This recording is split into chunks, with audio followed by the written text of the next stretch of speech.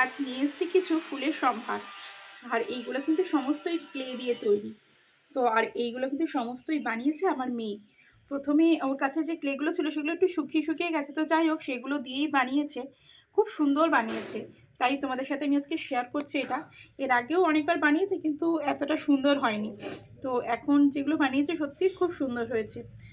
আর সব থেকে সুন্দর লেগেছে আমার এই গোলাপটা, দেখো কি অপূর্ব বানিয়েছে, খুব সুন্দর বানিয়েছে।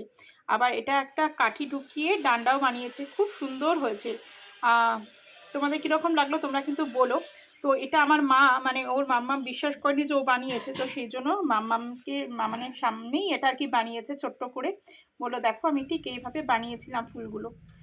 তো সত্যি ভীষণ সুন্দর বানিয়েছে। তোমাদের কীরকম লাগলো তোমরা কিন্তু কমেন্ট বক্সে অবশ্যই জানাবে, ঠিক আছে।